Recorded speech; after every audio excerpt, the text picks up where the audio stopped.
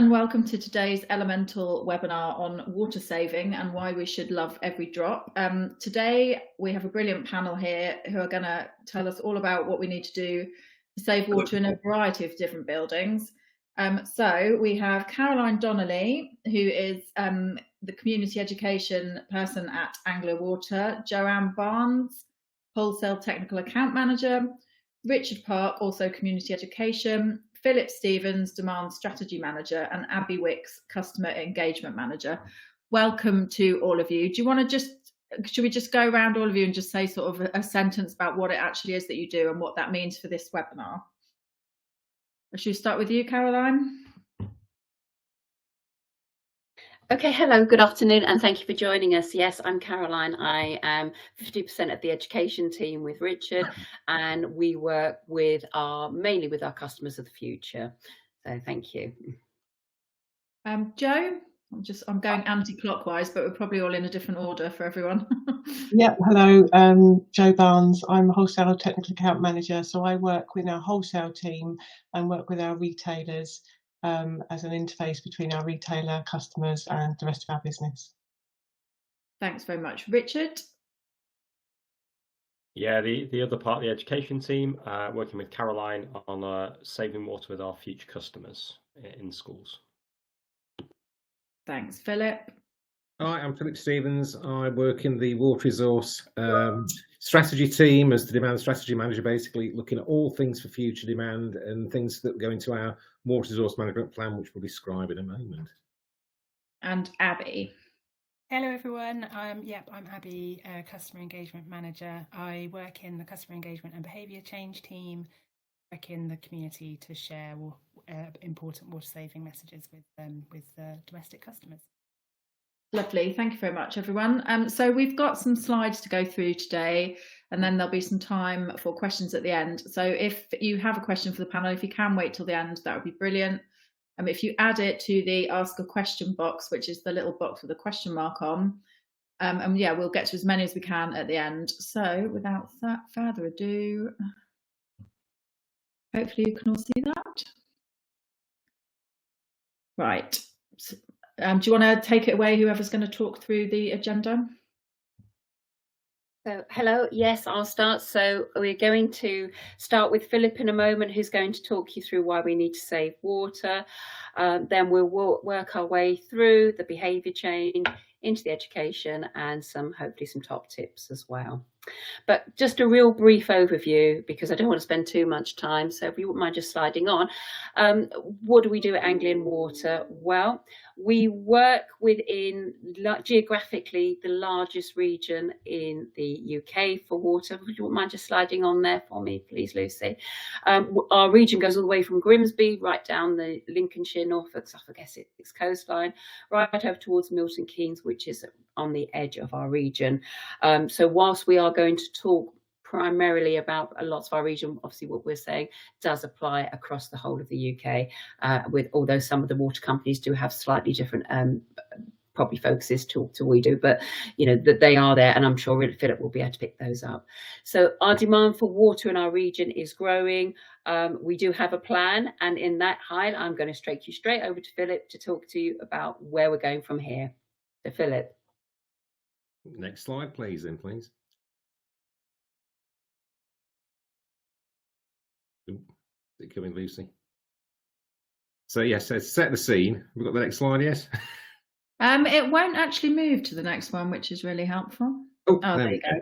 So yes, so as I say, in terms of my remit, I kind of look at all things in terms of demand for our future forecast, really, and that includes household and non-household demand. And I know today we're thinking quite a lot about non-household demand and that area, really. And as I say, in terms of actually developing our plans, you know, we are hugely mindful that as a utility, water is necessary for household growth and for non-household growth in the same way, basically. And as part of that, what we do in terms of the water resource management plan is we look at all the local authority plans and population growth and property growth and build those forecasts in. And obviously alongside that, think about the non-household growth and non-household demand that goes with that. Interestingly, at the moment, we are facing some significant challenges with regard to non-household growth overall at the minute, in terms of it's very volatile in terms of where it's been historically. We've kind of maintained a kind of level playing field with respect to demand over the past few years. But recently, we've seen quite significant increases through last year, post-COVID, and we are seeing very significant actually requests for new household demand as we speak. And this is with a backdrop, which we'll describe later on, of the fact that ultimately we want to reduce abstraction in the water we take from the environment for obviously environmental concerns in the future, and obviously want to become more water efficient as we go through this process. So we have seen some very interesting developments recently, and we want to ultimately be as creative as we possibly can be and work with all our partners in becoming more water efficient and developing plans as we go forward, and obviously looking at the plan that we've developed now basically. So if you want to go on to the next slide. So as the backdrop to this, what we do at the moment and what we do every 5 years is we produce a water resource management plan, and the current one is our WRP 24, which has been submitted to the government ultimately for their kind of adjudication and sign off, and that's going through its process at the moment, and we're expecting that relatively shortly in a sense. And that sets out our plan for supply options and how we're going to develop supply, and demand management, how we're going to become more water efficient over the next 25 years into a long-term program basically. And that, as you'll see through the kind of description, you know, it leads to the development of resources in terms of reservoirs and also in terms of pipelines that we're laying across the region, with the current SPAR pipeline, the strategic pipeline, being implemented as we speak now. So at the minute, I say I'm heavily involved in this in terms of our plan as a company, and we talk to our regional partners in the southeast space with Water Resources East to develop plans for kind of the medium to long term. Next slide. Thanks, Lucy. So in this instance, this shows the nature of the challenge we're facing, which is basically for future, it's a very big challenge in terms of where we'd like to get to with respect to reductions in the water we take out of the environment. And obviously say that's based to protect streams and biodiversity, and look at the future from that, you know, that focus basically, and with respect to growth as well. So you'll see from the kind of graph on the left-hand side, we can see growth without demand management as the purple line, and with demand management and water efficiency that we think we can achieve with obviously assistance from all our partners and customers basically. The kind of dotted line is what we think we can do with demand management overall, which is about a 200 mld saving by 2050. It's megalitres a day. But overall, as you see, the Environment Agency and the government would like us to go much further in terms of reductions. So as I say, the more we can do in terms of water efficiency, the better that is. And obviously, the more we can do in terms of water efficiency, it saves ultimately having to develop more resources on the supply side, be that reservoirs or desalination or other things that will provide the water we need to account for growth and account for actually, say, population rises over the next 25 years. This again is with the backdrop, as it says, is since 1989 privatisation, we have maintained a very level of demand through this period of the last 30 years, despite major population increases. We expect to see more population increase, obviously, but now, as I say, we need to kind of turn the dial on more water efficiency options to get the savings to maintain a level. Next slide. So part of this, and again, obviously this comes to, you know, Caroline and Richardson Abbey's world and Joe's world, what we've been developing is kind of a holistic approach to how we might deliver water efficiency going forward. And a great deal of that in our world is based on smart metering, and that in terms of what that will enable going forward. So we are kind of partway through our smart meter installation program as we speak. We've got about 700,000 smart meters in the ground. Smart meters don't save water, but what they do is they allow us to talk to customers and have engagement about all these issues we're talking about in a sense, and help with the water efficiency program itself. And they also help us to identify leakage, and that can be leakage that's, you know, running taps or leaking toilets in your house, or supply pipe leaks in the ground. So smart meters are a fantastic kind of enabler for all these processes. And certainly going forward, you know, we expect that to help us drive leakage down.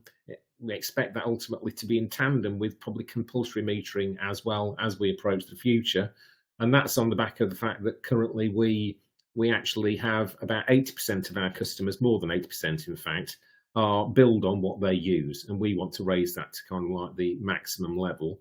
And obviously this involves water efficiency for non-household customers with our retail partners and them as well, basically, which is partly to say what this is kind of about today, really, basically. So on to the next slide, Lucy. So to say that then kind of the key element certainly in our driving forward with water efficiency is this smart meter rollout. And this is kind of the current plan and program of where that's going. So at the minute, the way it's landing is feeding into our water resource zones, which is how we kind of measure and quantify at a sub-regional level what's going on with water. And this is a 10-year program. So we're expecting by 2030, all of our customers to have a smart meter. At the minute, as I say, that kind of indicates that currently there are about 20,000 non-household smart meters installed at the moment, and about 700,000 smart meters out of about 2 million for our household customers. So about 20 to 30% at the moment is the coverage we've got. We're expecting 50% by 2025 and 100% by 2030.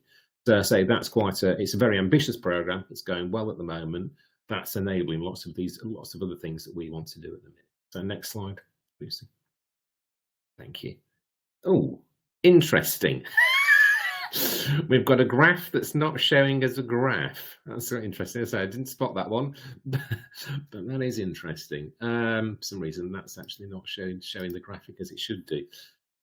On the graph pack itself, which no doubt we'll share, one back one there, that shows the kind of targets for non-household demand growth that we've got, as opposed to what we're expecting with respect to the DEFRA targets. And again, one of the things that surrounds forecasting processes at the minute is the government are expecting us to reduce non-household demand by about 9% by 2038. So there's a difference of about 15 megalitres for the period from now until then that we need to save to achieve this actual target that the government have set us. It's a very ambitious target they've set us, in matter of fact. And we kind of basically allowed for growth over that period where they would like us to take the 2020 value and just do 9% lower than that, which is very difficult indeed. So hopefully when we share the slides, that graphic will come out, but that kind of sets the scene of, again, we've got major challenges on the non-household side, and we want to work with retailers and non-household customers and everyone ultimately to help us achieve this, to allow for these kind of environmental destinations that we'd like to reach. So sorry about that, but I'm sure once we share the slides, that can be rectified. So on the next slide, Lucy. And then in the background of this, obviously, we are mindful that we need new resource. So basically, as a large part of the plan, as I'm concerned with the demand side, working with all my colleagues here, but on supply side, we are going to develop 2 new reservoirs, and they're probably going to come into kind of fruition in the 2030s, basically, which will provide a great deal more resource, allowing us to actually store water through winter and then not take it out from streams and other water courses which are sensitive through the summer, basically. So that's in parallel with the actual demand side is what we're going to do on supply side as well, basically. So on the next slide, Lucy. So that then leads us to the time frame. So as I say, at the moment, what we'd like is, and what we are working towards, is that demand management is kind of a major element in the near term to help us achieve our destination. And then the strain is kind of taken over to an extent in future by reservoirs and other supply side options and adaptive planning as we see what the future turns out like. But I say over that period, my concern is demand management. I say, and again, everybody say we're all working on the same kind of in the same way towards that goal, basically. But that kind of gives an idea of the current WRMP plan that we're actually doing at the moment for WRMP 24. Astounding, we are looking at WRMP 29 now, so we'll be starting to build to the next one very, very shortly. But this is the one they say that's kind of currently setting our thought processes on this. So on that note, I think that's everything from me in terms of the scene and setting that. I'll pass over to Abby. Thanks, Philip. That was brilliant. Yeah, if we can go to the next slide, please, Lucy. So yeah, as I've mentioned, I work within the customer engagement and behaviour change team, and we sit within our brand and marketing team. And our role is to communicate with our domestic customers. We want to be able to educate them and communicate the challenges that we're having around water resources because of climate change and the growth in our region, as Philip's highlighted in the previous. But we do that working in collaboration with our marketing team. They do that on a much more mass scale across the whole of our region. But in the customer engagement and behaviour change team, work in a much more targeted hyperlocal approach in areas that are particularly vulnerable in our region. So that might be because they're susceptible to drought, or because we're doing a lot of work around communicating with customers because we're their smart metering. And we want to be able to work in a much more kind of approach to be able to build intent within our customers, create behaviour change in the home, and that's through helping them to understand the importance of individual action and how they can help, and then also to create behaviour change, that again through projects, and it could be through sharing new and innovative devices that help to accelerate savings and complement customer action, or devices that we've tried and tested over the years that we know do have an impact. It could be shower heads. Next slide, please, Lucy.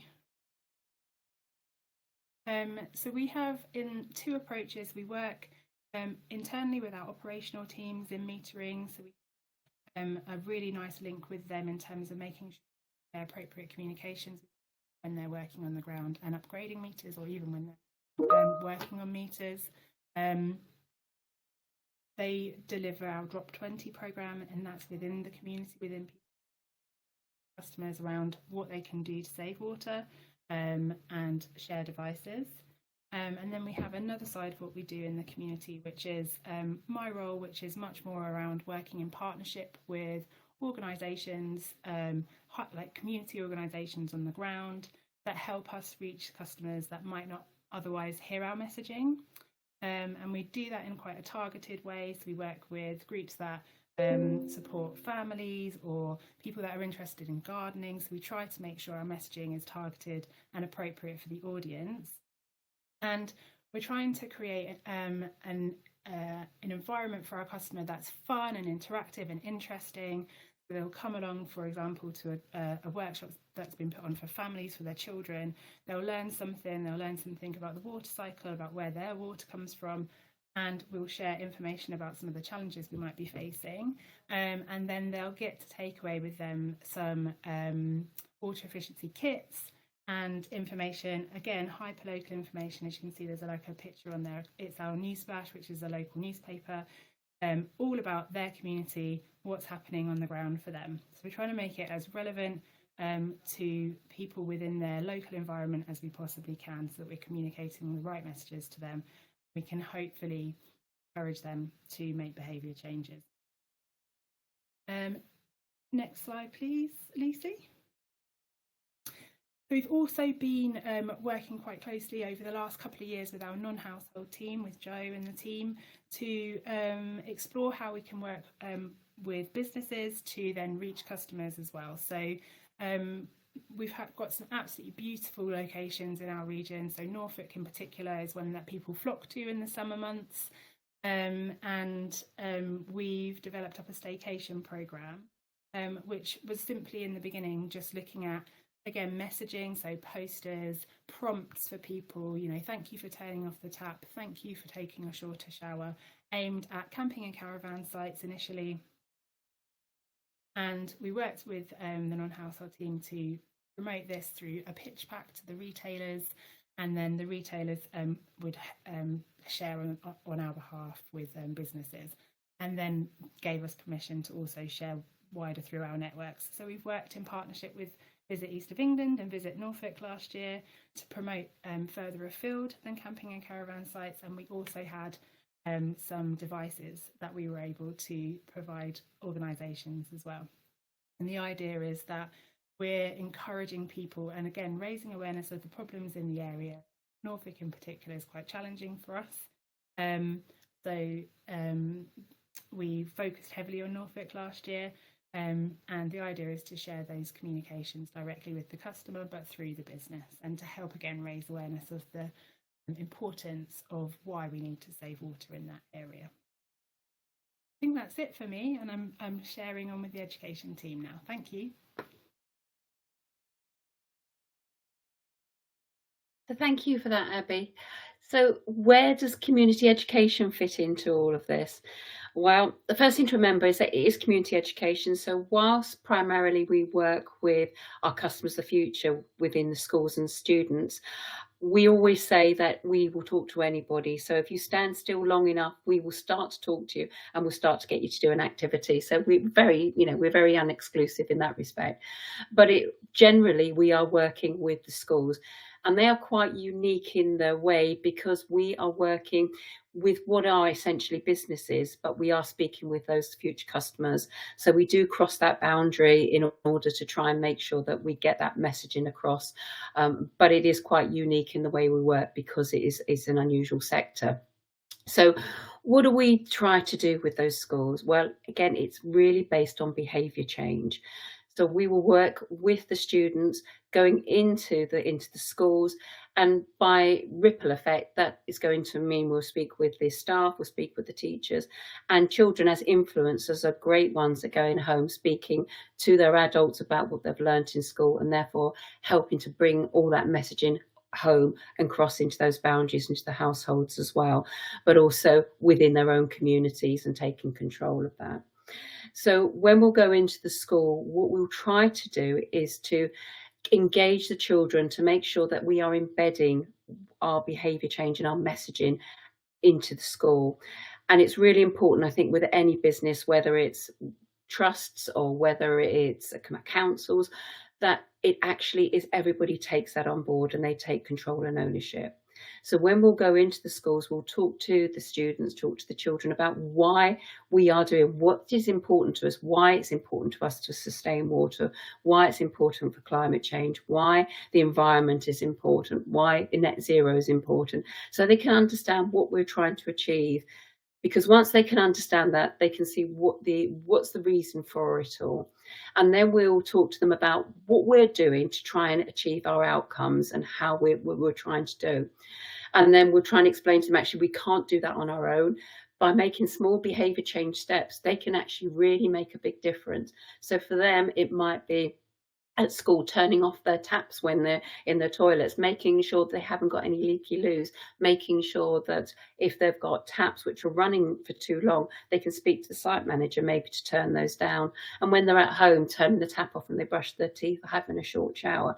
So those real short behaviour steps make a big difference. And we really get them the ownership of it. This is for you to do, but we try to work on the basis that actually we are all in this together. We are all working as a team. Because I think you'll find that anybody, and I think this is across all businesses, if you go in and tell people this is what we want you to do, it's really hard to get that buy-in. But if you go and explain to them why and ask them for their help, people are generally more on board with it. So that's the approach we take. So how do we do that? Well, we work on three main ways, just in sort of three quick buckets. One will have really targeted interventions in schools where we'll go in, we'll work with those schools quite closely. Then we'll have online sessions. They are 1 hour sessions, which are for anybody within our region. They can sign up for those and we will go and speak to that class online. We can interact with the children in the same way, but obviously we're not physically there. And then we will have our online resources, huge range of resources, all curriculum linked, but again, core messaging, our sustainability, running through all of that. And overarching all of this is the fact that we don't charge for any of our education outreach program or any of our education service. So there are no barriers to us being able to access those schools and that outreach. So it's really important for us to be able to make sure we don't in any way digital poverty or poverty in any other way, or any form of making sure that we don't miss anybody out.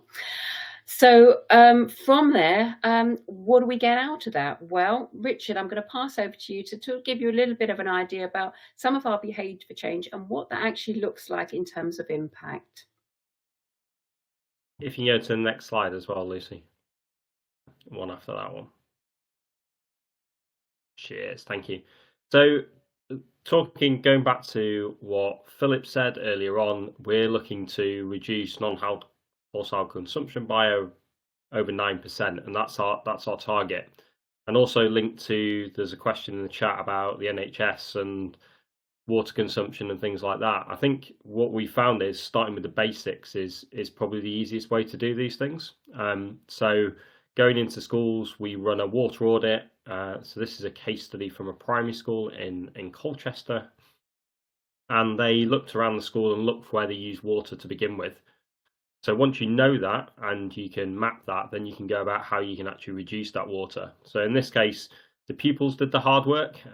For many of you out there, you're going to might have to do this yourself or with your site managers. But for us, we got the pupils to take ownership of the work they were doing, and they focused on taps within their schools.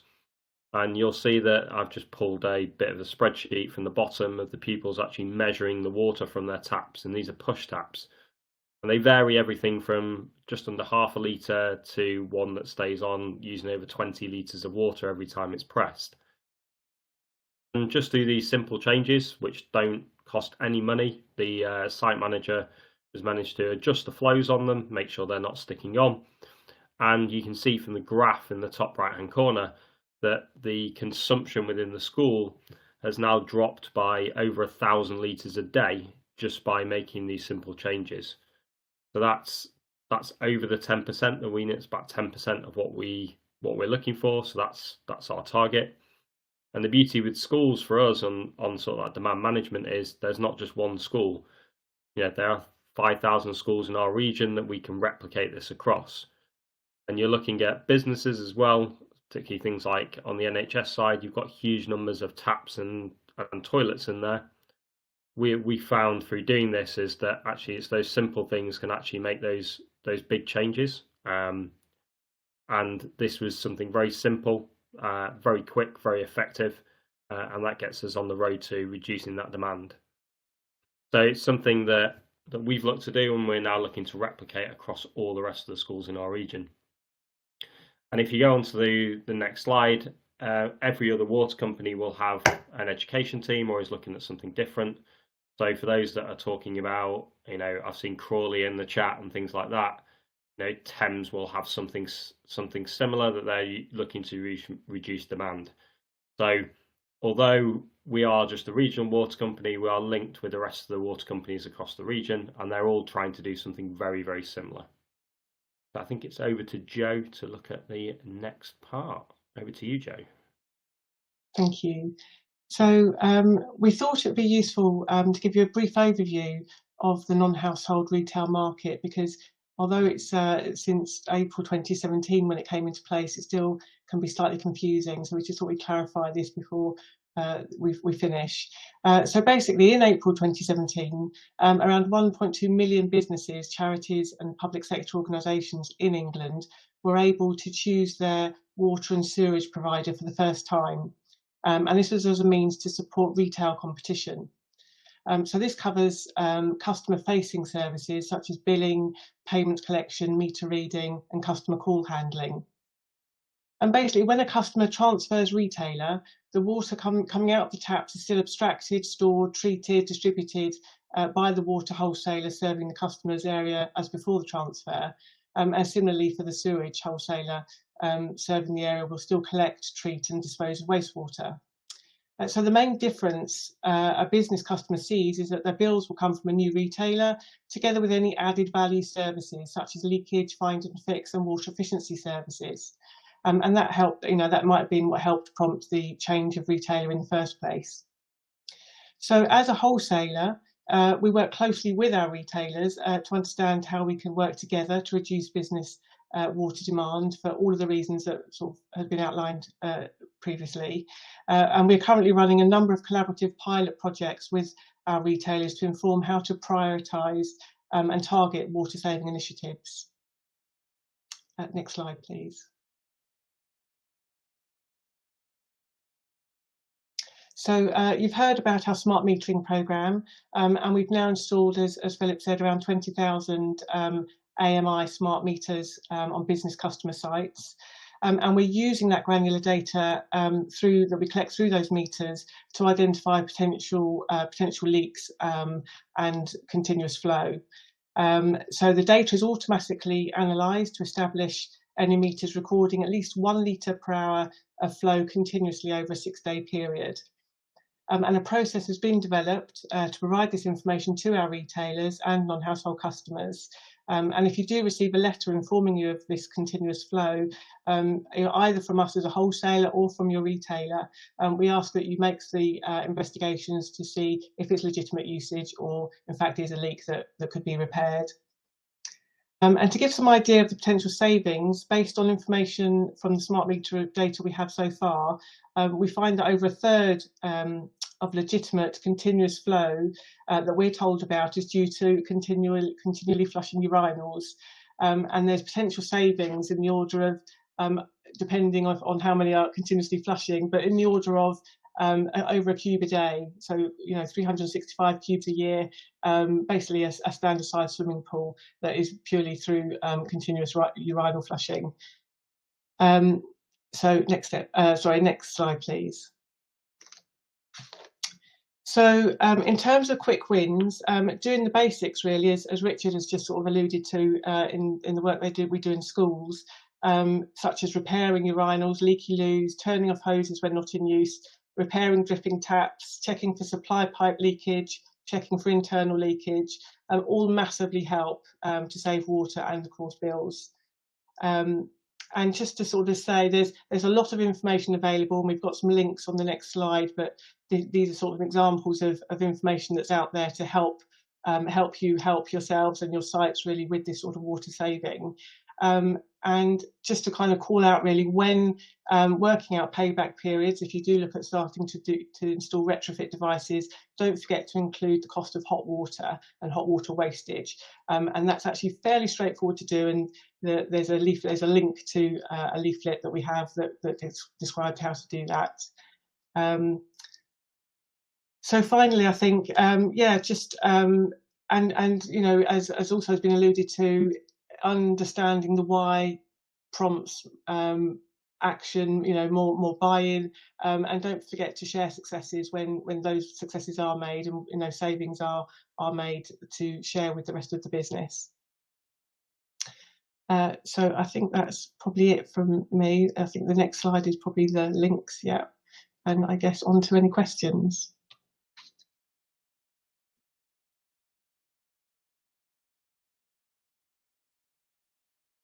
Brilliant, thanks for that. That was really, really interesting. Just to say, the slides will be shared with everyone after, so you'll be able to see all those links, and hopefully Philip's graph as well in all its glory. We've got quite a few questions in the chat box. I just wanted to ask a couple of my own quickly. So Philip, actually both of mine were for you. So when you're saying that the non-household sector is growing, or the water use is growing, and you said it can be quite volatile, the sector. Do we know what's driving the growth particularly? It's an interesting piece, because I mean, at the moment, I say certainly since COVID and since lockdown, there's been a degree of volatility we've not seen before, put it that way. So certainly historically, in the past 10, 15 years, it's been relatively stable. But we are seeing, as I say, in this last 18 months, 2 years, quite a significant degree of companies actually, asking for very significant amounts of water in terms of kind of megalitres a day, who've been putting in requests. And I say at the moment, I think there is a piece about whether there is supply chain relocation and kind of post-Brexit, post-COVID reassessments of operations, which are then pulled into our area. It's an area where we're still investigating, ultimately, Lucy. So, certainly there's work going on in that. But it is very interesting that, we appear to be potentially going from a relatively benign, stable period to a period that's not, and that, I say, is causing us, is causing issue in terms of, as Richard was saying as well, we have now, government set targets to reduce non-household demand overall, as we kind of need to reduce demand in its entirety, in a sense, and therefore we need to kind of make that headroom available that we can allow for growth whilst also being more water efficient. Yeah, I suppose post-COVID, I was expecting there to be more household use, maybe because people were working from home more. So I was sort of a bit thrown when you said that. Well, it's interesting. We've seen, the thing we have seen is we've certainly seen a societal shift to, as lots of them are here, we're working from home. And so that is transferring water out of the non-household domain into the household domain. And that's not actually quite a direct transfer in certain respects when you think about how we use water at work and at home. But the interesting piece, as I say, is that's been overridden by these other ones, which, I mean, a lot of this is very major concerns are coming asking for, you know, be it 10 megalitres or whatever. We're also seeing the actual strategic piece about hydrogen and carbon capture. So one of the bits that we are having to think about, certainly overall, is, you know, in places like North Lincolnshire around the Humber and on the East Coast, now, there's a strategic move about that kind of water and how we develop water resource for those processes as well, basically. So it's an interesting time to be in kind of non-household domain, but it is one where we are kind of all, you know, looking at the challenges and seeing how we can creatively deal with this in a sense. And the other quick question that I had for you was on the first graph that you showed, you had the sort of purple line and then the dotted line, and then the really low line, which was the government and environment agency targets. How realistic are those government? And I mean, is that possible? Because it was quite a lot lower than the other two lines. I mean, that in a sense, that's ultimately what we've had to plan for in WMP. So when ultimately we are saying we're going to need reservoirs for one thing, and we're probably going to need desalination plants as well to get to that, to stop abstracting in sensitive kind of environmental areas. You know, that's what's driven that kind of longer term process in our plan. Alongside with that, I say, in terms of the demand graphs themselves and the demand lines at the top, well, the million kind of smart meters we're installing through this AMP are built into the baseline already, basically. So it is, you know, it's very challenging on all sides. And I say that's a conversation we'll be having through this round and then into WMP 29, which will be actually, you know, that'll be done in the next 5 years, basically, as those conversations progress. But it is a significant challenge, Lucy. Right, and then that's quite enough from me. So some questions from the audience here. So first up from Alexis, who I believe works for an NHS trust. Are you encouraging the use of SUDS programs in communities at all? I don't know who would answer that. I can see some people nodding. Go for it.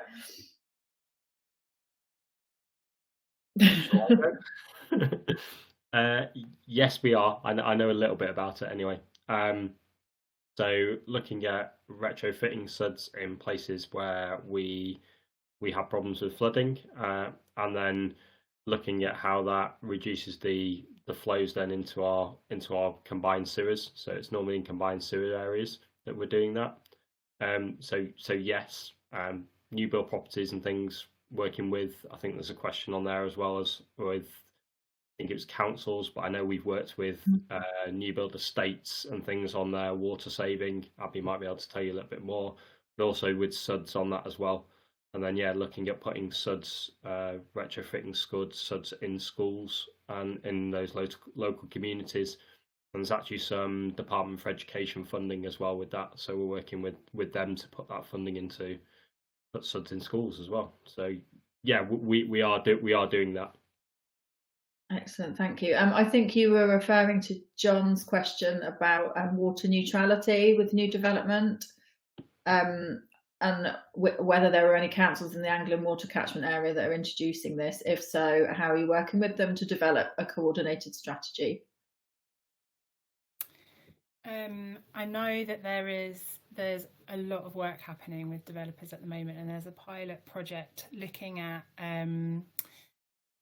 working with developers that have just kind of had their meters put in, and at that point of time the CSR or the plumber will have a look at the appliances within the home to make sure that they're hitting the right standards that they should be.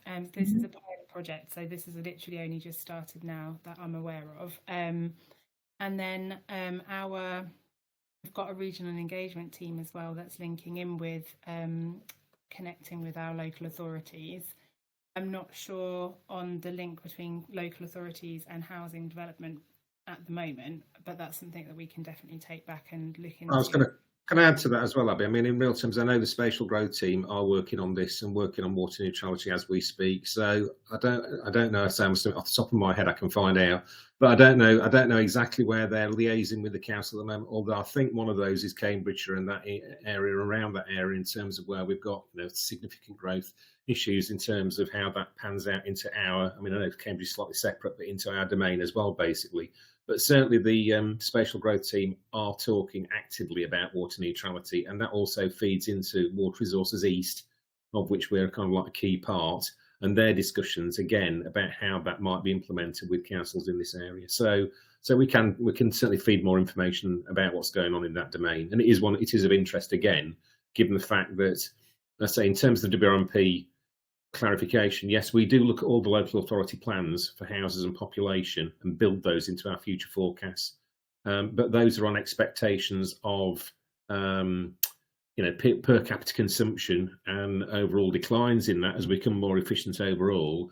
And certainly, again, given, as you've said, Lucy, that graph is quite extreme, we need to look at other options at catchment level to manage growth where we've got very significant stresses on, water courses and water bodies, basically. So, certainly I know that those conversations are being had.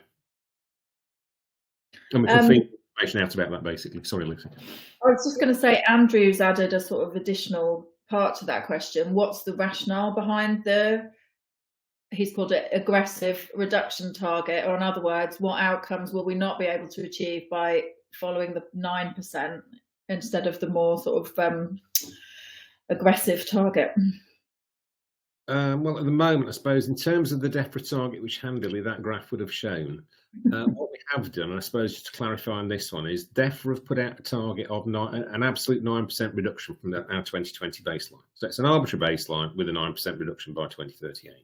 We did feedback into WRMP, and ultimately we basically said we can't do that because we're going to have another 1 million people by 2050. Over that arc, we're going to have population growth and therefore non-household growth with it, which we've then built into our forecast and said we think you can have an 8% reduction from that growth position. So we have already built some growth in there, basically. Yeah.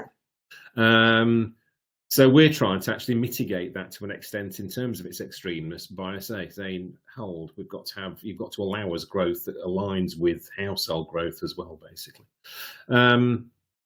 But say at the minute we're having to feed back, and this is one of the conversations that certainly, obviously, all our local authority partners and ourselves and the government need to have about how we facilitate growth, and ultimately whether we need to kind of postpone or mitigate that demand reduction that they're asking for in that kind of interim period, basically.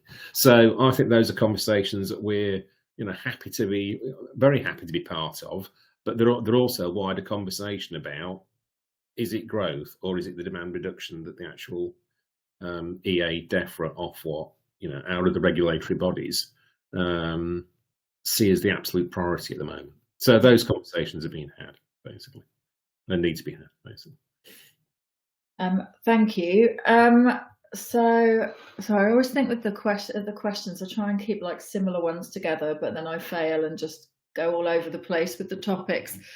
So completely changing the subject, Steve has raised the question of sort of high water use businesses. I mean, he has said like holiday parks and things like that, which we obviously have a lot of in East Anglia. I'm in East Anglia as well. And how much engagement do you have with these sites about sort of wastage there? Because I imagine quite difficult to impact behaviour change when people are on holiday and maybe not acting like they normally would. I mean, I know you spoke about this water savvy staycation thing, but is that something that you're continuing to work on, and what sort of engagement have you had with it? Should we tag team on this one, Jo? Yeah, so we have done our staycation programme for a couple of years now, and we have targeted certain areas of the region that are particularly water stressed, just to try to make sure we can have much impact as possible and build relationships with some of the water parks, camping and caravan parks in the area. We started off with just the literature, then we've kind of built up to the devices, so that we've shared devices out with them as well, and then the next kind of step we're exploring be to actually kind of do some sort of water. That's the goal. That's where we'd like to get to. Similar to the school, is to go in and say, actually, this is what's happening. This is where you've got leaky loos here. Like actually trying to help them make some real changes within their sites. So that is the next step, and that's what we'd like to do this year. So yeah, and just to add to that, so I think I mentioned that we're doing a number of sort of pilot trials on sort of targeted business segments, and actually holiday parks, camping and caravanning is one of those sort of target segments that we're working with one retailer in particular on to test, you know, kind of what can be achieved by installing retrofit water saving devices. So that's kind of ongoing at the moment. That we're hoping, you know, does bring, you know, benefits, and you can get the cost benefit analysis information from the pilot to continue it going forward. Thank you. Paul has asked, which is kind of connected, do you think there would be any impact from water labelling on taps, etc., helping with water saving in the future? Whether he means by you know, a standard water label that consumers then recognise as something that saves water, or something more involved in that. At the moment, in terms of the plan, there was a report that was done by Water UK and a consultant, in fact, basically looking at the idea of mandatory standards and labelling, basically going forward into the future. And that did indicate that from other studies abroad, that would have a major impact. And ultimately, that's been included in our plan. So we've taken the fact that the government should be introducing mandatory standards and labelling for things like washing machines and dishwashers and taps and shower heads and all those things as well. We've taken it ultimately in terms of guidance from WRMP that we can include that and that it should occur. So there is a piece of work, I think Abby's mentioned as well, where we're going out at the moment to developers to trial and test whether some of those elements that are being utilised now do achieve what they kind of say they should achieve. So there's kind of a dual strand there, really. There's a measurement piece and an understanding that, yes, as everybody's dishwashers or washing machines or whatever it is become much more efficient over time, that can have a major impact in terms of household consumption. So the answer is yes, and doubly yes in terms of we want to confirm that through measurement as well, basically, before we kind of then look at the next plan and include it in kind of WRMP 29. I know that we do have someone from UWLA on the call, which is a Europe-wide, as far as I'm aware, I'm probably going to completely say the wrong thing, labelling scheme for how much water products use. So, I mean, we've written features about them before. You should definitely check them out. A question from Clement, I hope I'm pronouncing that right. Do you have a tool to help calculate, it just moved up as I was going to ask that. Do you have a tool to help calculate the water efficiency levels for each school? Or can you help provide them with this insight? I guess this is part of the water audit process that happens when you're working with the school. And so that would then engage people with competition to save more, I guess, maybe against another school. Yeah, again, Richard, we can both talk about this because if your school is smart metered, I'll get Richard to speak about that, but some of the schools that I've been working with have been doing manual reading. So whilst we've been doing the same water audit and getting the children to take responsibility for the project and to help become the voice of their school, it does rely on the schools to manually read their meters, understand what those meters are telling them, and to look for the changes. So without the smart metering, yes, those water audits still work. It still starts to embed that behaviour change and starts to give the children the ownership of their project, but you don't necessarily see the direct impact as quickly. Whereas if I pass you over to Richard, who can tell you obviously something very different when he's got smart metered schools. Yeah, so the next part is yes, trying to get that competition wins in schools, and part of it is getting more schools smart metered. It's the first problem. So working with our smart metering team to get those schools smart metered. I know Craig just put on how can I get my school smart metered. Depends if you're in an area where we've got some maths up to do it and got some teams to put the smart meter in is the simple answer to that. And I do have a map of it, so So we can look at that at another point. But yeah, in terms of that will be the next stage. Now we've seen that that schools can reduce it, actually having that competition between it. I know Joe has a figure that we've been looking at what an ideal school would be. So it's around that 30 litres per pupil per day mark is the sort of mark we're looking at. So you can times that by the pupils and then compare. But that's only a rough thing, because some schools do all their lunches and stuff on one school site, and then some don't when you're looking at rural schools. But that gives you a rough idea of that, and then you can then compare that across. But what we found most of the time is trying to get a way of reducing that baseline figure, so the leaky loos, the taps, and then look at that as a next stage from there. But if Joe wants to add anything, she's nodding at this moment. No, just agreeing with what you're saying. There are benchmarks for schools, but it's kind of, we're kind of entering a new era really now that we've got the AMI smart meter data starting to become available. We're obviously, we've got granular data that we've never had before, so it's, we're kind of in a discovery stage of what these benchmarks do look like. So we'll continue to develop those internally, and I'm sure as a water industry as well, start sharing that information. And again, just to add, as I know I was saying at the beginning, really, it is this piece of, smart metering is kind of a fundamental element of what we see going forward. And again, it's not that the smart meters save water, it's just the amount of information they can give us that then we can either act on in terms of leakage or in terms of communicating, you say norms, or, just around the entire picture of WRMP and environmental futures in a way. It's a whole new world. So, I say I think it's quite brilliant that it's kind of going so fast. There will be frustrations, as Richard might say, about areas where we're not going to reach quite yet. And that's because, as I say, this system, it's not drive-by. It is basically based on masts that take the readings live, as it were, on an hourly basis, and then feed them back to us and then back to the customer. So it does kind of depend on that rollout. But in real terms, I say it's a brilliant new world for kind of this purpose of being able to actually enable customers and everybody to actually look at that. Thank you.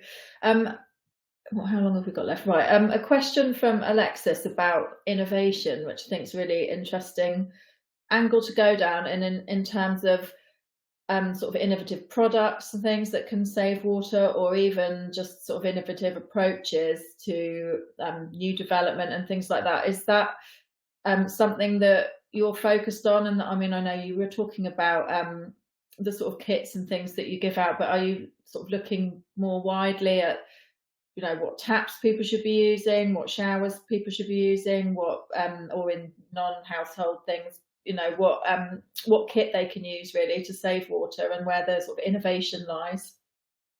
Just to pitch in quick, so Abby, I'm down at Abby and Caroline, I think the same, Richard as well. The answer to that is yes. In one sense, given, as you say, given the scale of the challenge, we want to look at everything in as many directions as possible, and that does come down to, say in smart meter terms, well, it's the smart Internet of Things. It is kind of this idea of smart cities and linking kind of different worlds together in the ways we've not thought about before, basically. And so it definitely, certainly from my perspective, is kind of leading the WRMP piece. The answer to that is yes. And obviously the innovation team have all their input, and obviously that feeds through to Abby and Caroline and Joe and all of us, really, in a sense. Yeah, and there's lots of work happening from like a marketing perspective in understanding our customers as well, because it's very difficult to communicate water efficiency messaging, because if we're in a privileged position where we turn the tap on and we don't have to worry about it, as someone has already said, you never really think about your water company or where your water comes from. So, driving that message through is quite challenging. So there's work happening behind the scenes around understanding who our audience is, who we're talking to. It's why so much of our work is done in such a targeted way. And there's been trials around new smart shower heads, looking at changes to the siphon within a toilet. So there is lots of things happening behind the scenes, but it's in terms of it's not going to happen overnight. I think that it's making sure we're working in a really targeted and joined up way and understanding who. And there is that piece. I mean, just to add on to that, Abby, there is that piece ultimately, as you say, it's a whole new world in terms of communication systems, and what we can do now. We've kind of got information that we can relate back to customers, and certainly, obviously, with their permission, there is the piece ultimately about how we tailor what we can say and do as well, really. And and again, there's a whole new world opening up in terms of summer demand and drought demand and those worlds that we can now talk about in a much more direct fashion. At times when the actual system is more stressed, say, and again, I know there were the questions in the list there about climate change. They're going, yes, we do factor climate change into kind of forecasts for demand, which is to an extent influenced, but overall it's supply side that gets the biggest impacts from climate change, and how that then kind of impacts across the overall piece, basically. So it's a very exciting time, really, basically. It is indeed. I think we've just got time for one final question, which I'm going to edit a little bit to make it a good way of summing up the session. So also from Alexis, who asked about within the NHS, they are starting to set measures to reduce water consumption. What do they need to do to start to implement this and to put in place sort of a preservation and reduction programme where water is concerned? So just more widely, maybe a sentence or two from all of you. How do businesses or schools or whoever get started with this sort of thing if it's a new consideration for them and they want to set measures to reduce their water consumption? Where do they start? So I'll kick off. So there is a lot of information out there on kind of water footprinting and coming up with a sort of a water balance. And there's information on the links that are obviously on the slide deck here. I think a first step really is the basics, such as locating your water meter, reading it, understanding what it says, and doing some simple checks for leakage. Where is water being, where are your largest points of water use, and generally on-site staff know very well the information. Really, it's about coordinating it and doing it in a kind of organised way. The thing I would also really call out is, if that is where you're going, and which is fantastic, I really would encourage you to speak to your retailer, because they have value added services, water efficiency advice, things that they can really help you get onto the right sort of road. So there is sort of independent information that you can find out, but you have a water retailer for a reason. I would definitely suggest that you make contact with them and ask if they can help you, and and if they can't, well, then maybe find another retailer that is more suited to that type of work. That is what the market is for, to provide choice. So yeah, that's what I would say. Thanks, Jo. So I'll go next and just say that we've obviously got a very, from an education point of view, it's really making sure people understand why it's important to do it, because if they don't understand why, what's the point? They're busy, they've got other things to do. So it's really understanding, why do you need to do that, and then get the buy-in, because most people are happy if they understand why you're asking them to do something. They will take it on board. So that would be my starting point. Brilliant. Abby, anything to add? To be honest, I think Jo and Caroline have summed it up brilliantly, but I would just say you can have a little look around where you work, report leaks, almost do your own mini audit, just be water efficient as you would at home and at work. And that's the start, like as I've said, just making those individual changes, they all do add up. Thanks. Richard? Where would people get started on this? Where would you direct them to?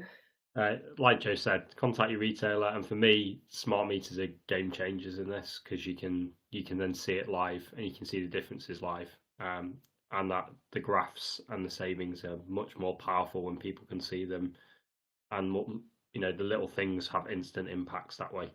So yeah, contact your retailer and try and get a smart meter. It would be my, and everything else flows from there. Philip, final word from you. And I'm going to echo loads of this. I'm going to echo Richard being a smart meter evangelist, which is everybody needs a smart meter. So if you can get smart meters in, that's fantastic. I'm going to echo, I suppose, echo Abby, which is, well, first low hanging fruit is go and find those leaky loos, because we all know about leaky loos everywhere, basically, and they're ones that can be relatively easily identified, even without smart metering, matter of fact.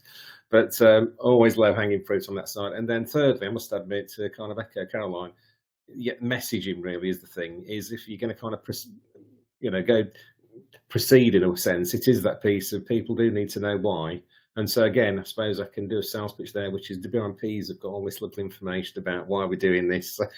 So even if it's the main kind of overview of the summary of the report, really, it does give an idea of, you know, there is this kind of environmental reason why we'd all like to get there, basically, for the, you know, for a better environment for everybody. So it's kind of key in terms of messaging.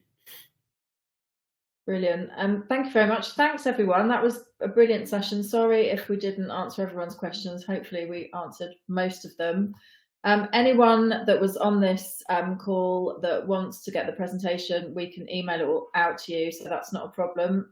Yeah, join us again. I think we've got another webinar on Monday about home retrofit, so it'd be great to see some of you there. But thanks to Richard, Joe, Philip, Abby and Caroline from Anglian Water, and I hope to see you all again soon. Thank you. Thank you.